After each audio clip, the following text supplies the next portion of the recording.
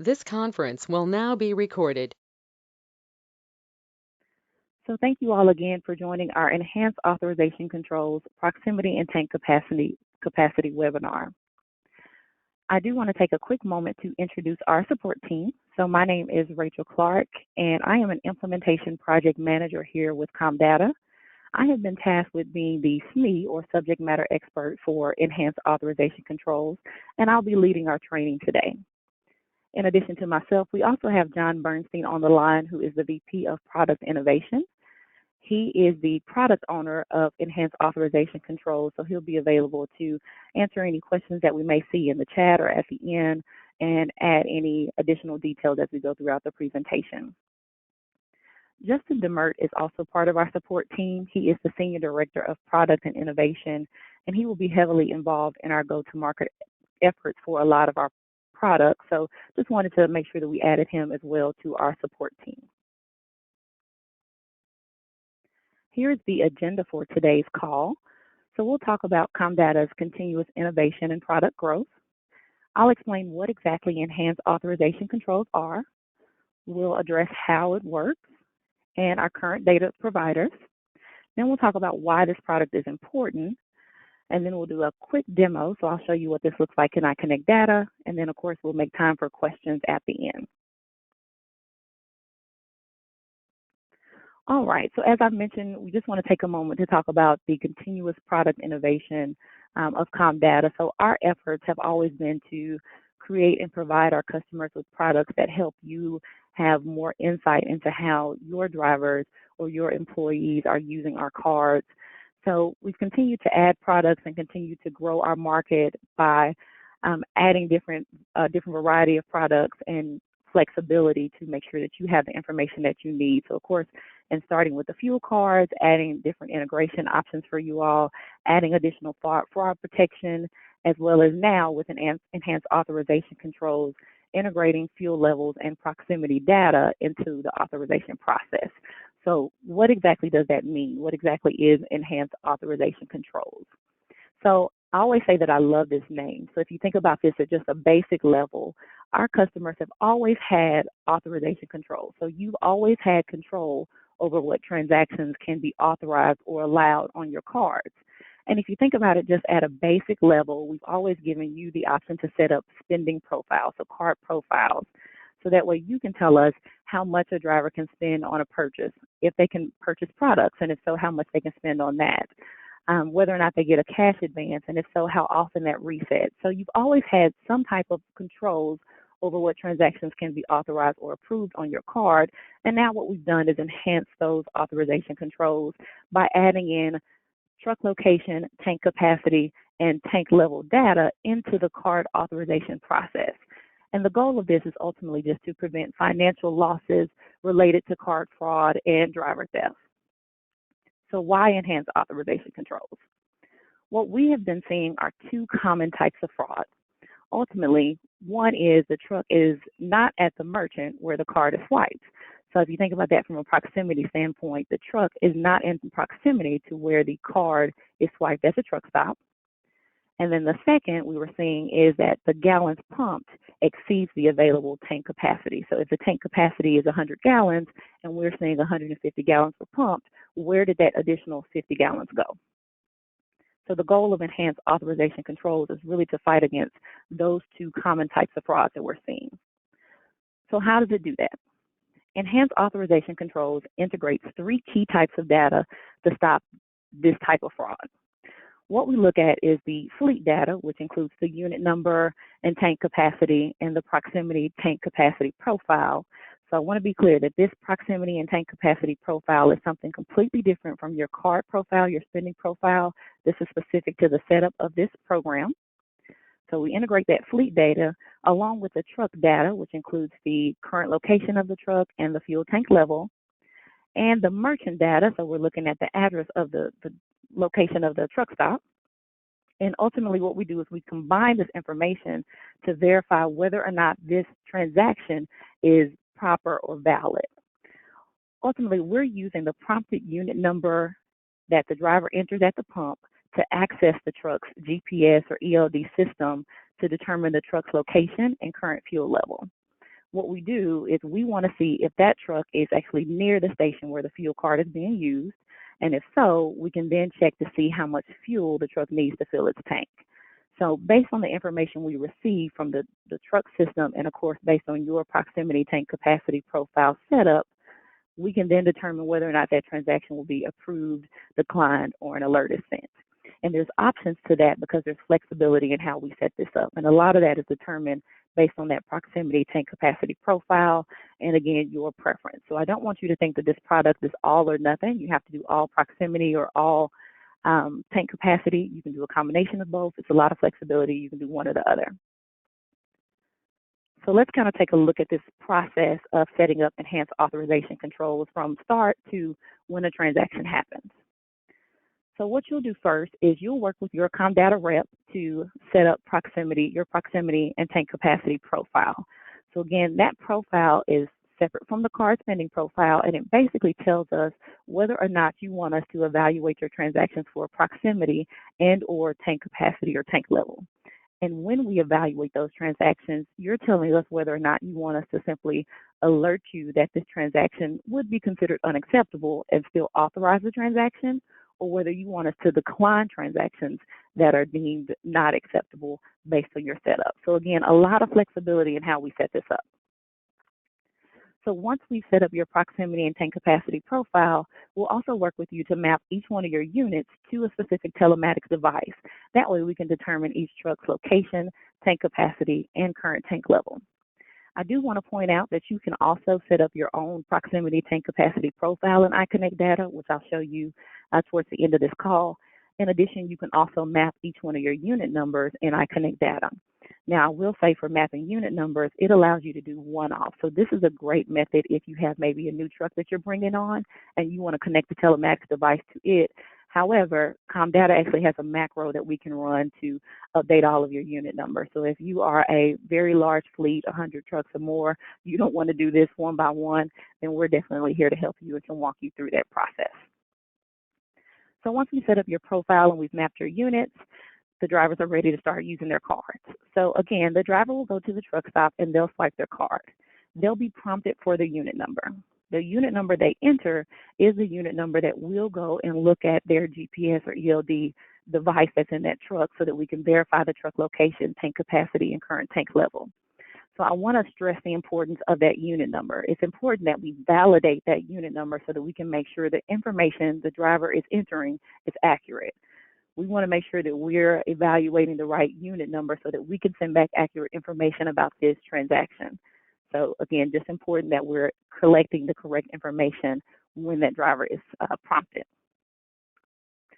So once we get that unit information, again, we'll look at the truck's location, tank capacity, and current tank level based on your proximity profile, and we'll evaluate whether that transaction is valid. And then based on your setup that's in your profile, we can either authorize this transaction or we can decline the transaction.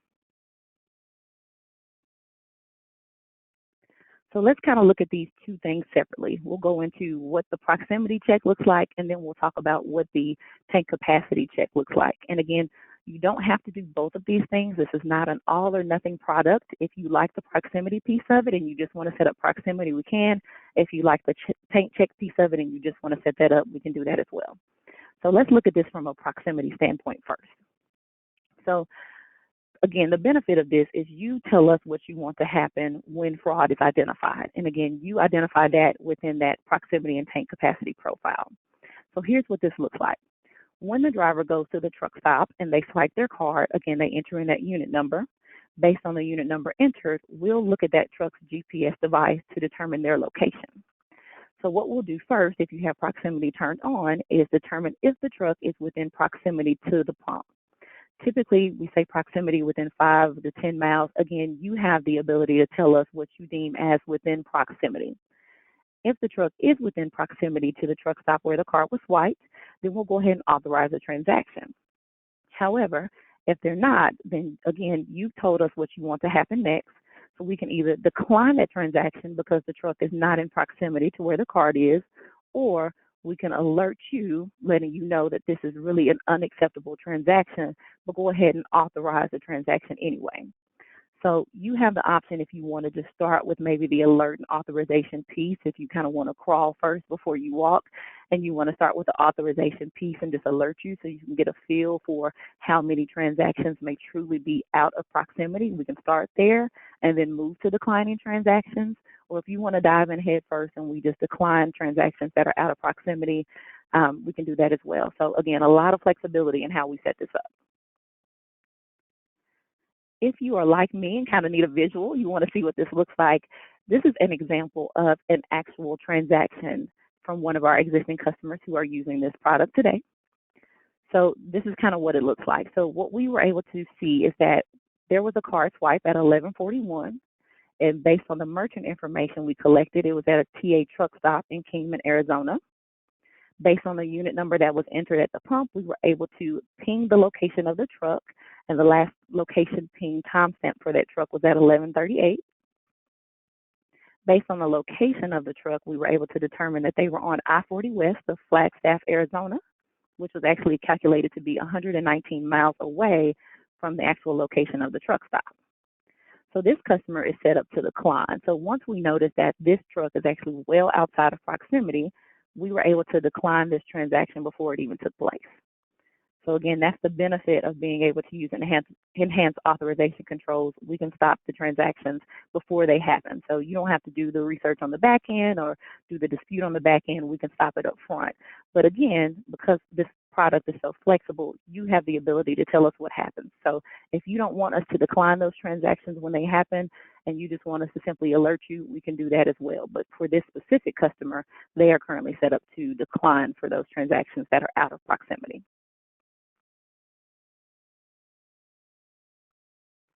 So that was the proximity piece of it. So let's look at the tank check piece of it. So you've heard me say proximity and tank capacity most certainly is part of that, but the tank check overall is basically two different pieces. So we'll look at it in two parts. So the first part is when we're looking at the tank side of the transaction, we're actually going to first look to see if the current tank level is below threshold. And what that means is you have the ability to tell us if you want your drivers to only be able to fuel at a certain tank level. So let's say you only want your drivers to fuel if they are at 50% of a tank or below, or 25% of a tank or below, or you simply don't have to turn this on. So again, lots of flexibility. But let's say just for this example, we're going to look to see if the tank is at 50% or below. So that's our threshold. So first step is the threshold check. If yes, they're at 50% or below, we'll go ahead and authorize the transaction. And before I get into this next piece, let's look at the no side of the house. So no, this driver's truck is not below the 50% threshold. Then again, you tell us whether or not you want us to decline this transaction or whether you just simply want us to alert you that this transaction is not below the threshold, so outside of what we deem as acceptable, and go ahead and authorize the transaction. If we authorize a transaction, then here's kind of the second part of this. We can either send the authorization back for up to the standard card limit, so whatever the spend limit is on the card. So let's say, for example, you allow 100 gallons a day. So we can send an authorization back for 100 gallons. Or we can authorize to not exceed the available tank capacity. So let's go back to my example of being at 50% a tank.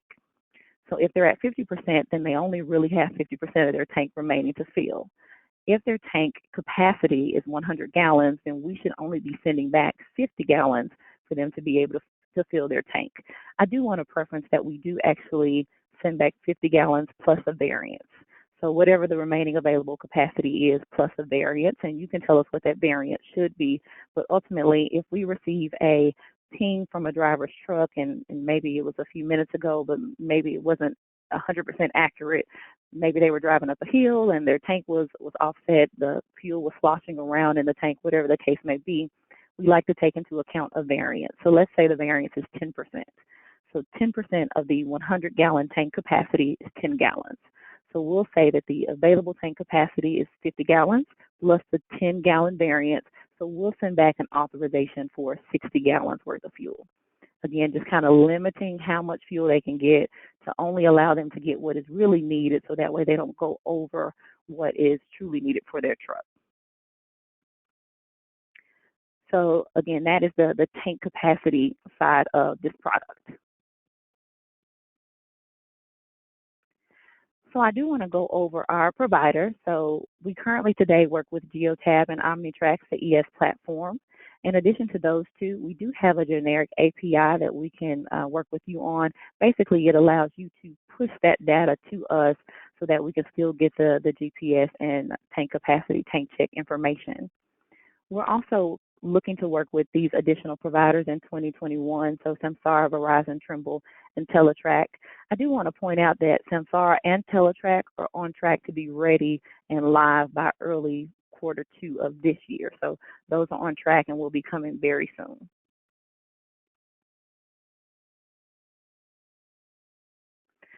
So lastly, I kind of just want to take a minute to explain why this is even important. And before I jump into the slide, I do want to point out that this data that I'm going to go over in the slide is specific to Comdata. But when you think about how fraud impacts your business, you want to think about it specific to your business. So, you may not see just 1% of fraud. You may see 5 to 10, which is what some of the common responses we've been getting. So just think about this and how it relates to your company and what this could potentially save you if we were able to stop those fraudulent transactions on the front end as opposed to you having to go back and catch it on the back end and work on those disputes. So I do just want to say, with Comdata, we were able to process $11.6 billion in fuel authorization requests. So this is clearly a billion-dollar industry, which makes this a potential billion-dollar crisis that we're fighting against. Of that $11.6 billion in authorization requests, we actually declined $761 million. So that's 6.8% of the authorization requests that we declined.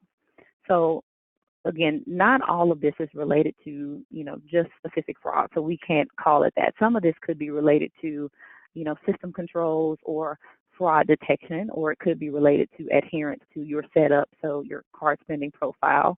But ultimately, we declined 6.8% of those transactions. So some of these could be related to buddy fueling, lost cards, skimming, fuel purchases, that aren't for the truck, maybe using something over the card limit that's not really needed. So that goes back to that tank capacity and for many other reasons. So we want to be able to provide you with this system so that you are able to, again, stop some of those transactions on the front end and save yourself both time and money on the front end as opposed to having to go back and check and get with drivers and try to fight against some of that fraud that isn't as easy to see as some of the things that maybe our fraud system or our IRIS system may catch. So I know that was a lot of information, and before I jump into the live demo, I'm just going to take a second to look at our chat, make sure I don't have any questions. Okay, not seeing anything there. Let's see if John is still on. John, did you have anything to add to anything that I just covered?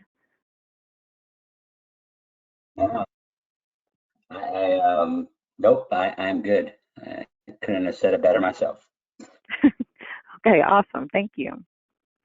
All right, guys. So I'm going to go ahead and jump into iConnect Data. We'll do a really brief demo of what this looks like in iConnect Data.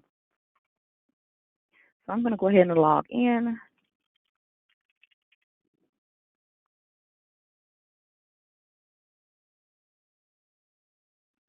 So once you've been granted access in iConnect Data to the Enhanced Authorization Controls system, you'll be able to log in and go to the Manage screen and down to Telematics Proximity Connections. Just a quick FYI, I believe it takes about 24 hours for you to have access to the system after it's been added to your profile. But once it is added, it will be under Manage and you'll see it there. So once you click on that option, you'll see these 3 options here on the left side of the screen, 2 of which we've already gone over. So the first one is the Telematics Proximity Profile Setup. So again, this is something you can actually work with your Comdata rep to set up first, but if you want to come in here and maybe add additional profiles or whatever the case may be, you can come in here and do so. You'll select your account code and the appropriate cust ID.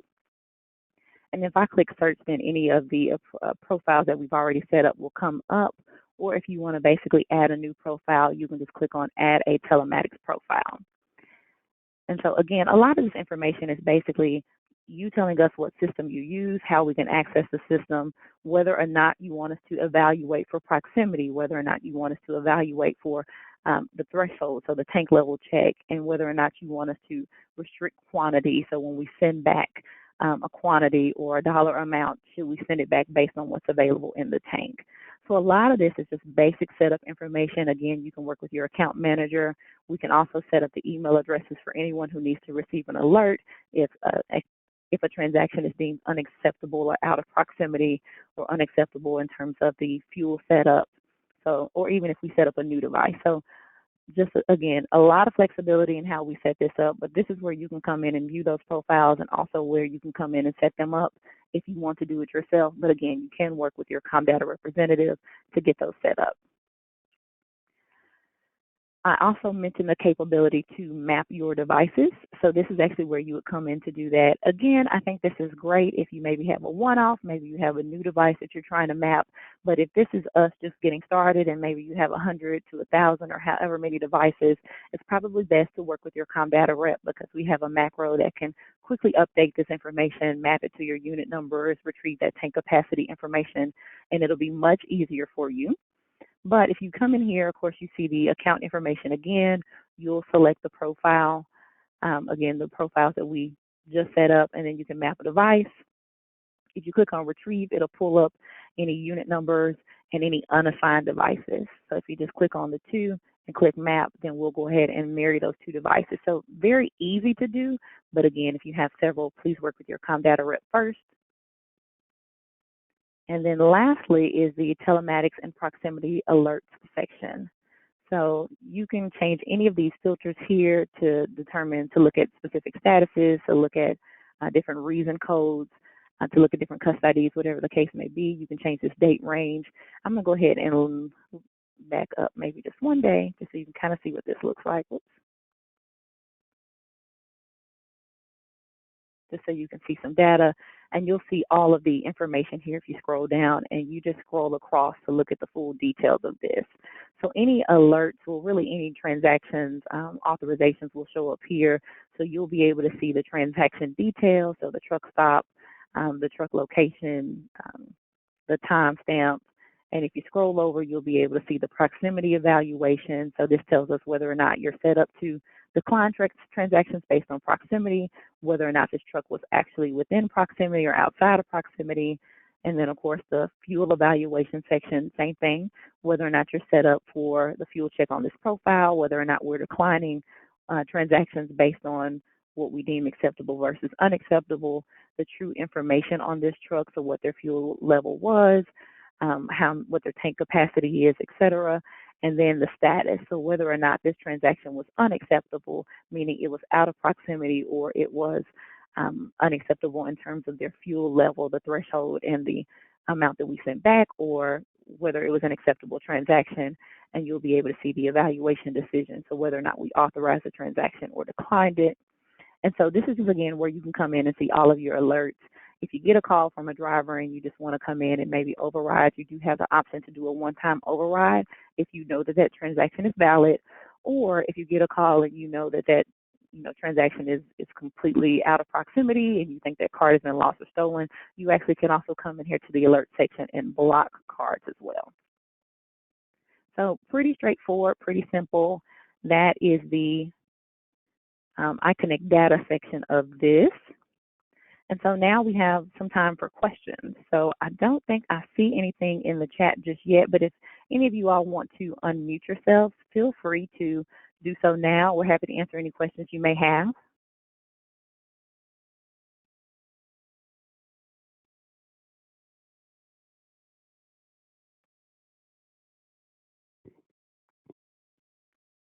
Okay. I don't see any questions, so just a reminder, we will be posting this recorded webinar and we will be sharing this additional information. But if you do have any questions, feel free to go to our Resource Center and iConnect Data as well and just search for Enhanced Authorization Controls and you'll be able to find information there as well on this product. Thank you all for joining today's call and I hope you have a great rest of your afternoon.